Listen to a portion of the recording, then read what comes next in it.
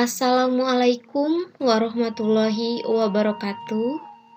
Sampurasun.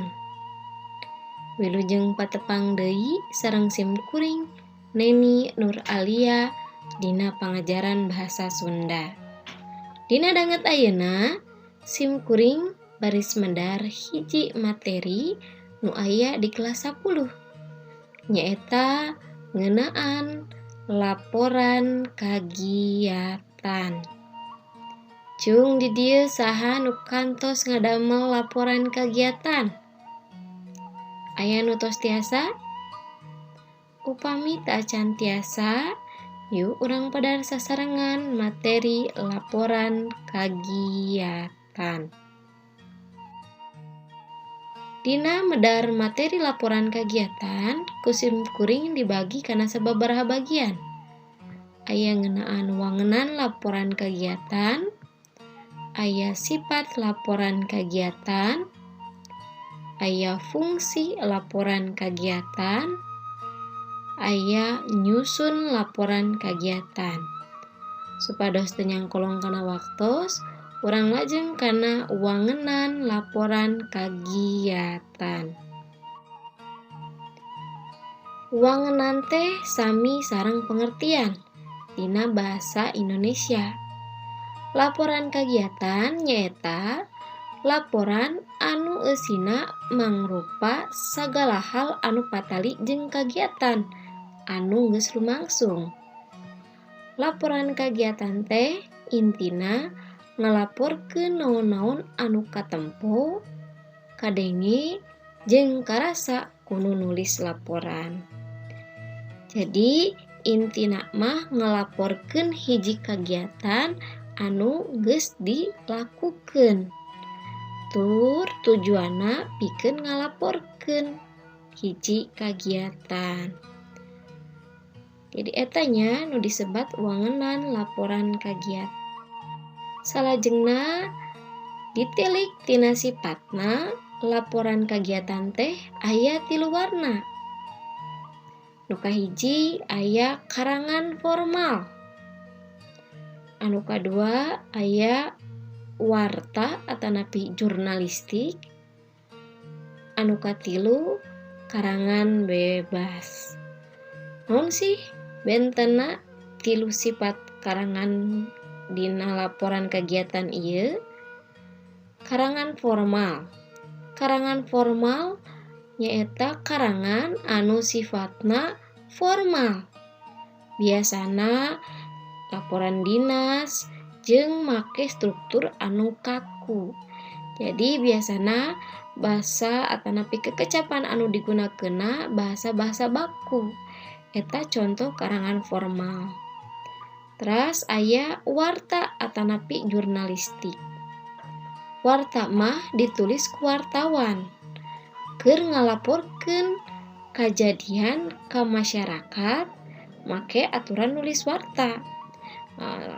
Dina nulis warta aya patokanana, aya strukturna. Henteu dina ngadamel laporan anu jenis warta mah kedah diluyuhkeun sareng struktur warta. Nu katilu aya karangan bebas. Karangan bebas nyaeta laporan anu sifatna bebas, ngagunakeun kekecapan anu basajan atawa sederhana. Jadi karangan bebas mah ieu biasana nyaritakeun kajadian anu karandapan ku urang sorangan. Biasana ieu teu dilaporkeun oge teu masalah nya. Contona misalna karangan nyaba ka Trunyan Bali nu aya dina LKS atanapi misalna nyaba ka Kampung Baduy. Jadi eusina mangrupa karangan prosa. Jadi siga bercerita ngaguluyur.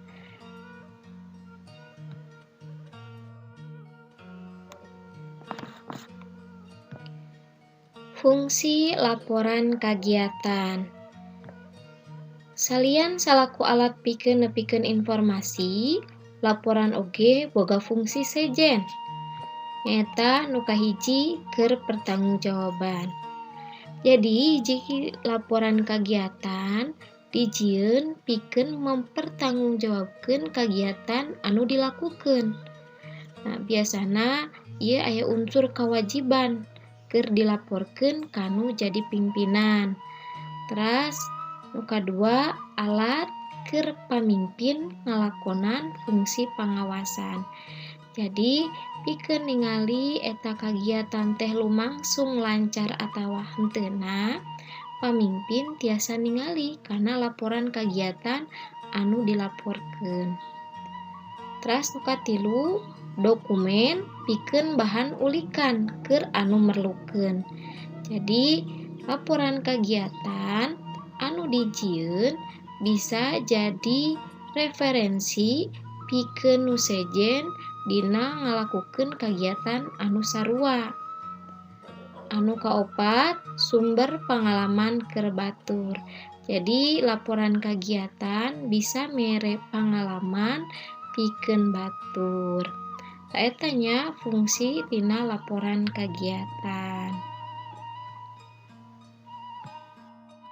Salajengna aya nyusun laporan kegiatan. Dina nyusun laporan kegiatan nu kahiji nyata urang kedah nangtukeun maksud jeung tujuan laporan. Jadi tujuan dina nyieun laporan kegiatan teh naon? Kedah ku urang ditangtoskeun. Terus nu kadua tangtukeun tempat jeung waktu kegiatanna. Jadi tempat jeung waktu kegiatan anu rek dilaporkeun teh kedah jelas. Di mana jeung irahana. Terus anu katilu alat dina proses ngumpulkeun data. Jadi nalika urang rek nyieun laporan kegiatan, urang kedah ngumpulkeun data-data anu dipriyogikeun pikeun dilaporkeun. Dina ngumpulkeun datana bisa mangrupa rekaman atanapi foto atawa oge tiasa video. Terus ngayakeun survei atawa kunjungan awal. Misalna nanyakeun kesadiaan pihak anu bakal diwawancara. Di nalika urang rek ngalakukeun laporan kegiatan sataa canprung, urang bisa survei heula supaya aya gambaran dina engke prungna kegiatan. Terus anu pamungkas, laporan kudu objektif jeung make basa anu merenah. Objektif teh hartosna henteu mihak ka salah sahiji ya, lain ngan saukur subjektif, lain dumasar kana pandangan sorangan, tapi kedah pandangan umum. Tur make basa anu merenah. Merenah di dieu anu sesuai sareng kaidah laporan kegiatan. Laporan kegiatan. Salajengna kana struktur laporan kegiatan. Nah, dina nyieun laporan kegiatan aya struktur-struktur anu kedah kurang diperhatoskeun. Anu kahiji, ieu contoh struktur laporan kegiatan anu sifatna formalnya. Kahiji nyaeta aya kasang tukang. Kasang tukang teh sami sareng latar belakang. Jadi naon alasan bet diayakeun eta kegiatan teh. Terus anu kadua tujuan. Jadi tujuanna naon bet diayakeun eta kegiatan. Anu katilu waktu jeung tempat kegiatan.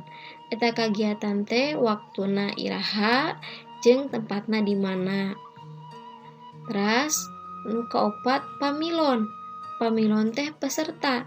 Jadi aya sabaraha peserta atawa aya sabaraha pamilon anu ngiringan dina eta kegiatan. Anu kalima waragad. Waragad teh biaya.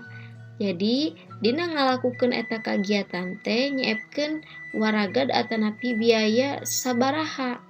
Eta kedah dirincikeun ti ngawitan pemasukan dugi ka pengeluaran. Terus kegiatan. Ieu inti nanya, jadi kagiatan naon anu rek dilakukeun teh dibahas dina bagian kagiatan. Anu pamungkas aya panutup. Panutup biasana eusina mangrupa kacindekan atanapi saran supados dina mungkin jaga kaharep rek ngalakukeun kagiatan nu sarua teh aya perbaikan atanapi evaluasi. Tah eta ya ngeunaan struktur laporan kagiatan. Kumaha rerencangan sadayana tiasa dipikahartos ngeunaan materi laporan kagiatan.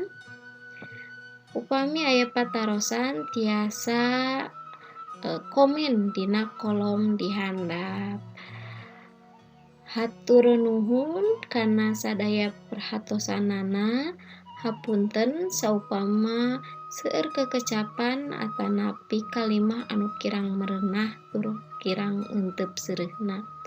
Wabillahi taufiq wal hidayah. Wassalamualaikum warahmatullahi wabarakatuh. Sampurasun.